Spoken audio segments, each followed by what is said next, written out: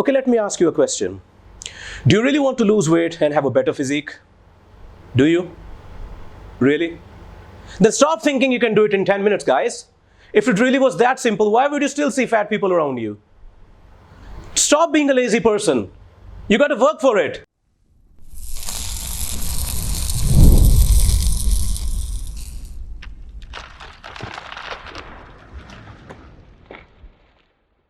Hey guys, Rahul from Refill Gym here.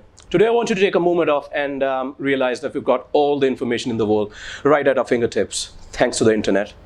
But as I mentioned in an earlier video, it can be really difficult to filter out all the wrong information from the right one when you don't know what the truth is. The internet is full of videos claiming to make you lose fat within 7 to 10 days and full-blown transformations within 30 days. Every time I see such stupid videos, I want to know exactly where they live so that I can wake up early one morning and take my dog over there and make him poop in the lawn. People often underestimate how long it takes to see physical changes. Expecting a total body transformation to happen instantly is certainly unrealistic, no matter how believable social media makes it seem. At the end of the day, any improvement is better than nothing, and it will help you see progress. But I'll still say that it takes about 4 to 6 weeks to even start seeing some physical changes. And complete transformations, they take much longer. People, stop believing in quick fixes. They don't work, as they say. Perhaps the most dangerous half-truth propagated by fashion, fitness, and even your friends is that your scale weight indicates your health. Well, that might be true in some rare circumstances, like if you are morbidly obese, but relying on your scale weight simply doesn't tell the whole story. Now, this is where many people, especially women, go crazy. They are focusing on their diet and workout, but their scale weight remains the same or increases, which leads them to believe they're not making any progress. It could not be further from the truth, as the clothing sizes decrease as the body fat vanishes, but the scale weight doesn't necessarily show any difference. That's because your body is getting toned with all the lean muscles that you're putting on. Stop relying on the scale. Get a caliper test done from a qualified trainer, or a DEXA scan, maybe a tape measure. Only then you would get a true picture of how fit you really are. There's an entire segment of fitness industry built on this lie, that you can work out at moderate intensity, repeating a silly single stimulus and still achieve results. Guys, improving your fitness requires much more. There's a whole scientific principle behind it, and no one can deny that. Read about it. Let me make it clear to you. As a female, if your body weight is 50 kg and you're squatting 60 kg for 5 reps, it will result in a body capable of doing precisely that. 60 kg for 5 reps. And it will result in body fat percentage, muscle mass, and overall fitness consistent with that load. Once that adaptation is reached, there will be no further gains. If you want to get fitter than before, then you must lift more. You must run faster than before. You must include variance in your routine. Find new ways to impose demand on your body. You must do things you don't normally do, varying activities, rep schemes, loads, and distances to create new adaptations. The truth is, effective workouts are not easy, and there is no such thing as a comfortable workout that works. Squatting ass to grass will result in injury. Have you ever seen a child squatting down to pick something up? That's it. Perfect range of motion. Perfect flexibility and mobility. That's the way people are supposed to move. But as we grow older, we sit longer, we move lesser, and thus lose our proper range of motion. Our bodies are meant to squat to full depth. Training this way is not dangerous. In fact, it's extremely beneficial. Most people find that working on proper squat form and depth can help with previous injuries as well, because they're working their full range of motion, and that's how our bodies are intended to move. There is a very common misconception that just because someone is thin, that they are healthy or fit. No! Being thin just means that you don't have a lot of excess body fat. That's all it means and nothing more. You can still have poor health while being thin.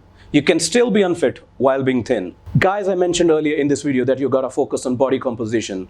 That's it. A 5'5" girl who is 60 kg can be far more fit and aesthetic than a same height girl who's only 50 kg. So it's all about the ratio of body fat percentage and lean muscle mass.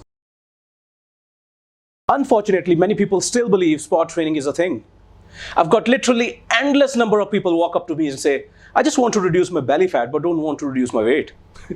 Or just want to reduce my arm fat or thigh fat. Thank God and thanks science, every expert in the world is on the same page on this topic. Spot training is simply not a thing. It makes zero sense. Okay, let me give you an example. Say you want to reduce your belly fat. You cannot simply do sit-ups and crunches and expect your belly fat to go away. Your body will lose fat from the areas that it prefers. You do not have any specific control over that. So this goes for all the fitness influencers trying to fool you by claiming their specific brand of easy workout will help you lose fat from your belly or thighs or your arms. Guys, these people know your weakness. They know most people are too lazy and would hope for something magical to happen rather than working hard. And so they are selling you absolute shit, and you're gladly buying it without understanding the science behind it. So you be the judge and tell me who's to be blamed. It's you. You should do your own research, read some scientific articles about these topics. Only then you'll be able to figure out what's true from all the crap out there. This one is extra stupid. I understand that many people relate sweating to losing fat. The logic seems kind of alright when you're working out, you're sweating and you're working hard towards losing weight. However, the sweating part on itself doesn't make you lose any fat. The only thing that you're losing is extra water, which has no part in fat removal. If anything, you're just dehydrating yourself and making your body struggle to function properly. In simple words, sweat wells are absolutely scams, and those guys will be out of business as soon as people realize how stupid the concept is. Carbs are evil? No! Carbs are wonderful! Yeah, you can lose some weight by eliminating all the carbs from your diet, but that's not sustainable. Now it means that you are going to put all the weight back on as soon as you resume your normal eating habits. Carbs are actually necessary and natural part of your diet to ensure your body functions properly. Consume carbs in moderation and use them to fuel your body rather than thinking of them as poison. I get this a lot.